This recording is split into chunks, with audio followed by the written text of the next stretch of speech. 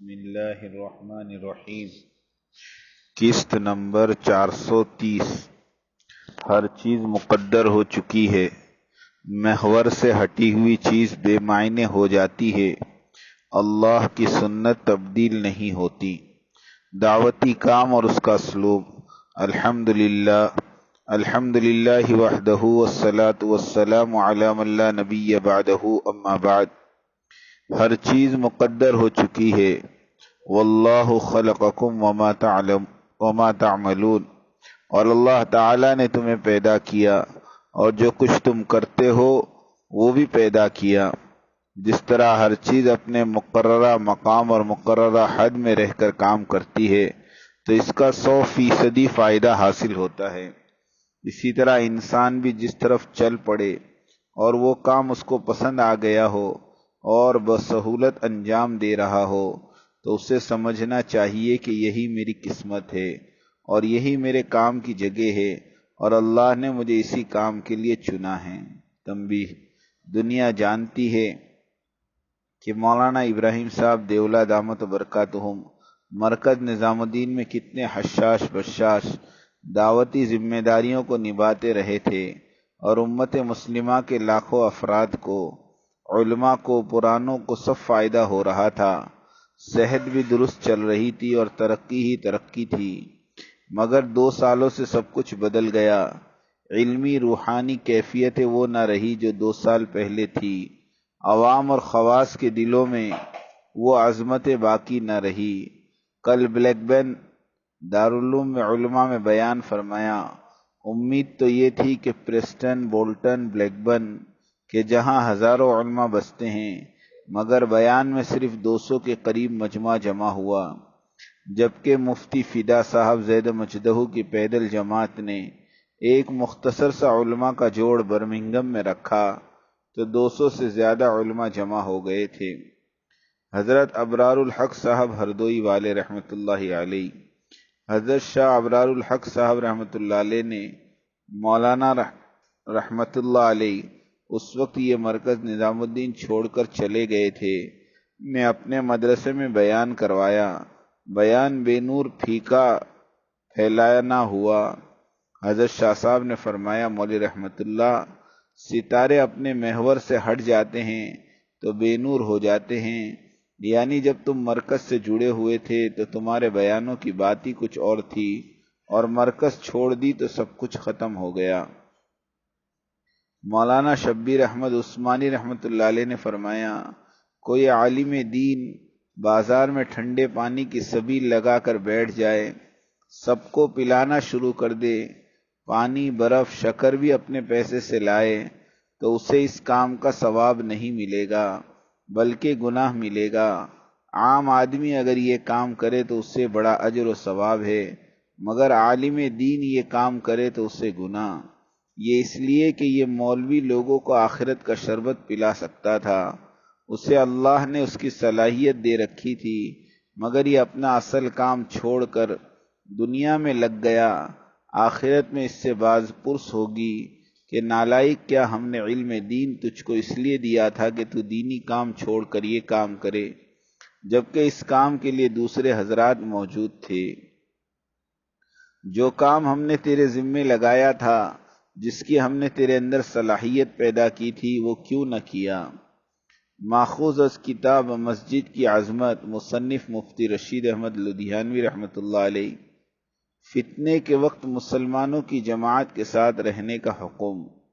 حضرت ابو ہریرہ رضی اللہ تعالیٰ عنہ سے روایت ہے کہ فرمایا، رسول اللہ صلی اللہ علیہ وسلم نے کہ جو امیر کی اطاعت سے نکل گیا اور جس نے مسلمانوں کی جماعت کو چھوڑا پھر وہ مر گیا تو وہ کفر کی موت مرا، اور جو لڑا اندھا دھند جھنڈے کے تلے، غصہ ہوا تو برادری کے ساتھ، خدا کے لیے لوگوں کو پکارا تو برادری کے واسطے، مدد کی تو برادری کی راہ سے نہ کہ خدا کے واسطے، پھر وہ اس حالت میں مارا گیا یعنی مر گیا تو اس کا قتل یعنی اس کی موت بطور کفر ہوئی۔ اور جو میری امت کے ستانے پر کمر باندھ کر نکلا اور مارنے لگا نیک اور بد کو، نہ ایماندار کو چھوڑا، نہ ذی عہد یعنی جزیہ دینے والے لوگوں سے وفا کی، تو وہ میرا نہیں اور نہ میں اس کا۔ فائدہ، اس حدیث میں چند مسئلے بیان ہوئے۔ پہلی بات یہ کہ جو امیر کی اطاعت سے انکار کیا، دوسری بات یہ کہ مسلمانوں کی جماعت سے علیحدہ ہو گیا، تیسری بات یہ کہ جھنڈے تلے خوب لڑا لیکن قوم کے لیے، چوتھی بات یہ کہ غصہ ہوا تو قوم کی خاطر، مدد کی تو قوم کی، اللہ کی طرف بلایا بھی تو قوم کے لیے، پانچویں بات یہ کہ ایسا امیر کہ جسے اس کی قوم نے تنگ کیا تو اس نے سب کو مارنا شروع کر دیا، نہ نیک اور بد میں فرق کیا، نہ ذمیوں کے عہد کی پرواہ کی، اور اسی حال میں مر گیا تو وہ کفر کی موت مرا۔ خلاصہ حدیث، یہاں یہ بات ذہن نشین ہونی چاہیے کہ احکامات سب کے لیے برابر ہے، امارت کبریٰ ہو یا امارت صغریٰ۔ جس طرح نماز ہے، فرض نماز ہو کہ سنت، ساری نمازوں کا طریقہ اور ان کے احکامات ایک جیسے ہیں۔ نماز شروع کر دی گئی تو پھر شروع سے لے کے آخر تک اسی ترتیب پر نماز مکمل کریں گے جو شرع متین نے سکھلائی اور بتلائی ہے۔ ہاں البتہ نمازوں کے نام اور ان کے درجات مختلف ہوں گے، فرض، سنت وغیرہ۔ اسی طرح امارت کے احکام ہیں، امارت کبریٰ ہو یا امارت صغریٰ، یعنی تبلیغی اور اصلاحی امارت، احکام سب کے ایک جیسے ہیں اگرچہ ان کے درجات مختلف ہوں۔ علماء نے اس مسئلے میں تساہل سے کام لیا، جس کی وجہ سے تبلیغی امیر کی امارت کو خاطر میں نہیں لایا جاتا اور کہہ دیا جاتا ہے کہ یہ تو اصلاحی امارت ہے۔ حقیقت تو یہ ہے کہ اصلاحی امارت ہی آگے چل کر حقیقی امارت کا روپ دھار لیتی ہے۔ مکی زندگی میں ساری ترتیب دعوت اصلاحی ہی تو تھی، مدینے میں آ کر 7 مہینے تک وہی اصلاحی ترتیب رہی، پھر مملکت اسلامی بنی، نبوی دور قائم ہوا، اور پھر امارت کا دور شروع ہوا، اور پھر وہی اصلاحی ترتیب حقیقی امارت میں تبدیل ہو گئی۔ لیکن اس تبدیلی امارت سے احکام امارت اور اس کی اطاعتی شکلیں تبدیل نہیں ہوئی۔ جس طرح فرض اور نفل نمازیں دونوں کی شکل ایک جیسی ہے، ان کے ادا کرنے کے قواعد اور احکامات ایک جیسے ہیں، یہی حال امارت کبریٰ اور امارت صغریٰ کا ہے۔ احکام حدیث، جس نے اپنے امیر کی اطاعت سے نکل گیا یعنی انکاری ہوا تو وہ شخص اس وعید میں شامل ہے، مگر جو شخص امیر کی امارت کو دل سے قبول کرتا ہے اور امیر کا احترام بھی کرتا ہے مگر اطاعت میں سست ہے تو وہ شخص اس وعید میں شامل نہیں۔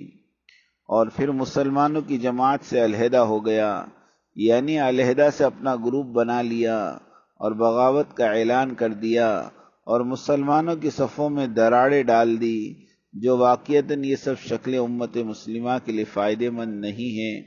اس سے مسلمانوں کا اتحاد اور اتفاق متاثر ہو کر رہ جاتا ہے، تو ایسا شخص اور جماعت بھی اس وعید میں شامل ہیں۔ اس افتراق سے امت مسلمہ کی وحدت برباد ہو جاتی ہے۔ دینی احکام میں سب سے زیادہ قیمتی اور ضروری چیزیں 2 ہی ہے، ایک ہے توحید اور دوسری چیز ہے وحدت یعنی آپس کا اتحاد۔ جب آدمی یا گروپ مسلمانوں کی جماعت سے کٹ جائے یا پھر اپنا علیحدہ سے گروپ بنا لے تو پھر اتحاد اور وحدت کو نقصان پہنچتا ہے۔ اس لیے شرع متین نے اس تفریق کو کفر کہا ہے۔ دراصل سارے فتنوں کا دروازہ یہی افتراق ہے، اور اندھا دھند جھنڈے کے تلے لڑتا رہا، یعنی باغی آدمی یا گروپ اپنے موقف کو صحیح ثابت کرنے کے لیے لوگوں کی جانوں اور عزتوں کی بھی پرواہ نہیں کرتا، منکرات، جھوٹ، بہتان، غیبت، احکامات میں الٹ پھیر کرنا، قرآن اور حدیث میں تحریف اور انکار تک کا رویہ اختیار کر لینا، عام طور پر ارادتاً اور غیر ارادی طور پر آدمی ان سب منکرات پر عمل کر لیتا ہے جو قطعاً ناجائز اور حرام ہوتے ہیں۔ نمبر 4، برادری اور قوم کے لیے عمل کرنا، مثلاً غصہ آئے تو برادری کے لیے لڑنا، قومیت کی سائیڈ لینا، اللہ سے مدد مانگنا بھی ہو تو اپنی قوم کے لیے، یعنی پہلی بیماری امیر کی نافرمانی، دوسری بیماری جماعت سے علیحدگی، تیسری بیماری اپنی قوم کا ہو جانا، اور چوتھی بیماری امارت کی باتوں کو برداشت نہ کرنا اور مرکز سے بھاگ جانا، اور پانچویں بیماری انتقامی کارروائی کرنا، اور اس میں نہ نیک لوگوں کو چھوڑنا نہ برے لوگوں کو، اور نہ ذمیوں سے عہد وفا کرنا اور اسی حال میں مر جانا۔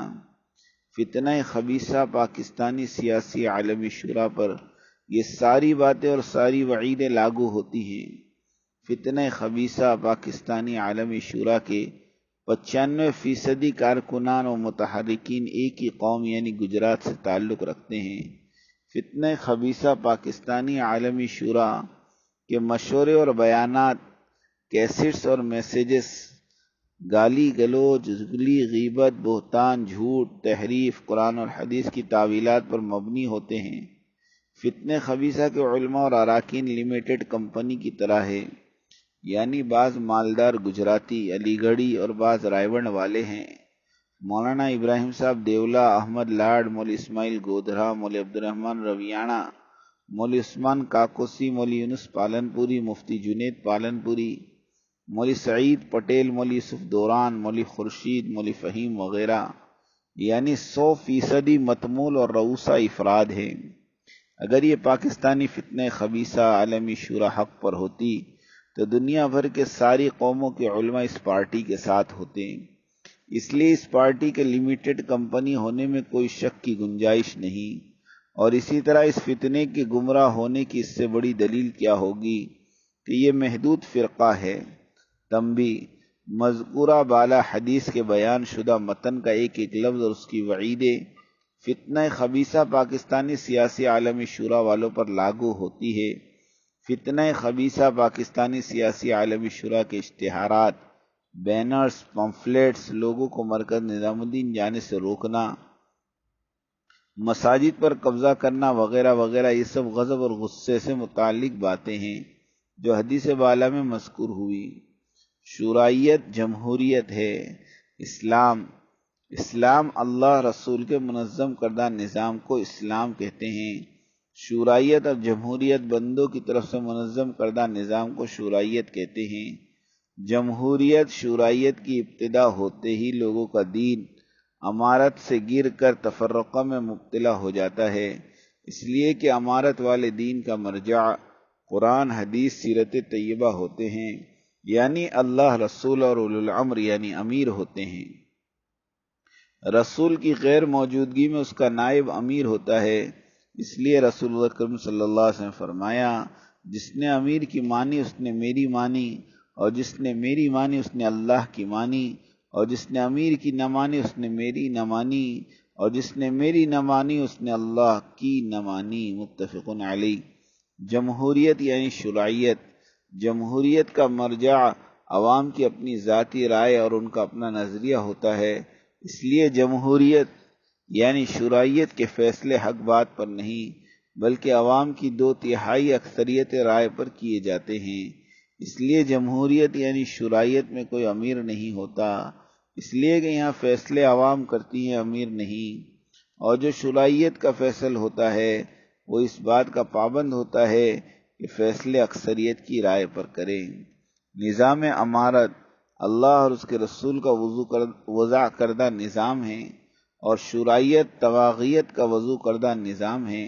شرعیت کو قبول کرنا علانیہ شرک ہے، شرعیت کو اختیار کرنا گویا اس کے بنانے والوں کو اللہ کا شریک ٹھہرانا ہے، اس لیے اس کی ابتدا کرتے ہی لوگ اللہ کے دین میں طاغوت کی اطاعت بھی شامل کرنے کے مرتکب ہو جاتے ہیں، اور یوں اپنے دین کو اس کی اقامت اللہ کے لیے خالص رکھنے سے پہلو تہی کرنے اور امت مسلمہ کی اجتماعیت میں شک و شبہ پیدا کرنے اور بسی بسائی اجتماعیت و ایک جہدی کو میں تفرقہ ڈالنے کے مرتکب ہو جاتے ہیں۔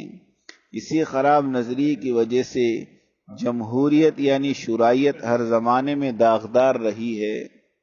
اس میں کوئی شک و شبے کی بات نہیں کہ اللہ کے مقرر کردہ نظام شریعت کو ایک مسلمان دل و جان سے پسند کرتا ہے، مگر شرعیت چونکہ جانے پہچانے معتمد اور معتبر حضرات حاجی عبدالوہاب صاحب، مولانا ابراہیم دیولا صاحب دامت برکاتہم کی قائم کردہ ہے، اس لیے عام تبلیغی آدمی کے لیے یہ بات ایک معمہ اور نہ سلجھنے والی گتھی بن کر رہ گئی ہے۔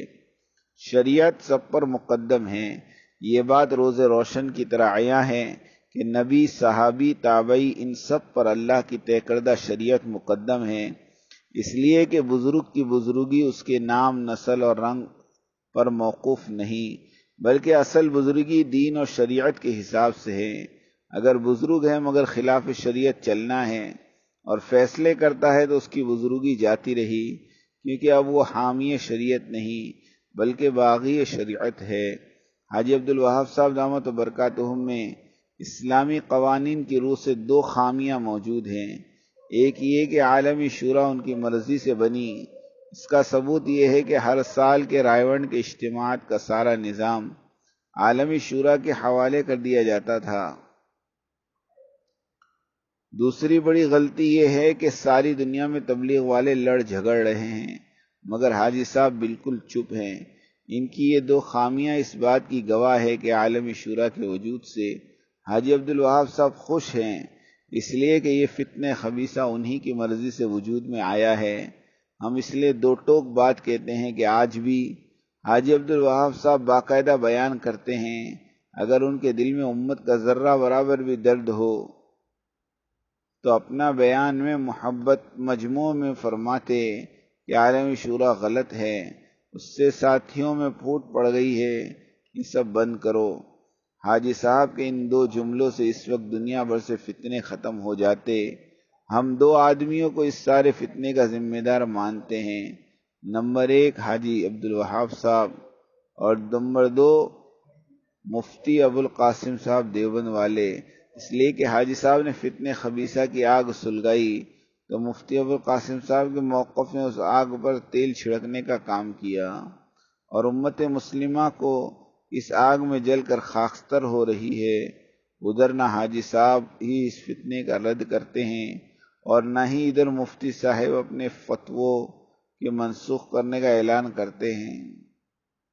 ان دونوں بزرگوں کی زندگی بھر کی نیکیاں کو برباد کرنے کے لیے فتنہ خبیثہ کی سرپرستی ہی کافی ہے، اور ہم نے مستند علمی دلائل کے ساتھ اس بات کو واضح کر دیا ہے کہ شورائیت غیر شرعی نظام ہے جسے اسلام دشمنوں نے اسلام کے خلاف تیار کیا ہے۔ یہ ہماری قسط ہے۔ آج تک دنیا بھر کے علماء کرام، مفتیان کرام اور وغیرہ نے ہماری ان توضیحات کو سراہا ہے، الحمدللہ کسی نے رد نہیں کیا۔ ایسے نہیں کہ ہماری اقساط سے لوگ غافل ہیں، سب پڑھتے ہیں۔ امارت میں قید و بند ہے، پابندی ہے، اس لیے کہ یہ عین دعوت اسلام ہے، عین دعوت اسلام ہے۔ شورائیت آزادانہ آوارگی نظام ہے، اس میں کوئی پابندی نہیں، کوئی قید و بند نہیں۔ شورائیت والے جو چاہے کر لیتے ہیں، جدھر چاہے گھوم پھر لیتے ہیں، ان پر نہ کوئی امیر ہے اور نہ ہی کوئی روک ٹوک کرنے والا ہوتا ہے۔ مسلمانوں میں پھوٹ ڈالنے والے کا کیا حکم ہے؟ حضرت رفجع ابن شریح رضی اللہ عنہ روایت کرتے ہیں کہ فرمایا یا رسول اللہ صلی اللہ علیہ وسلم نے کہ بات یوں ہے کہ عنقریب نامناسب کام ہوں گے، یعنی فتنے فساد اور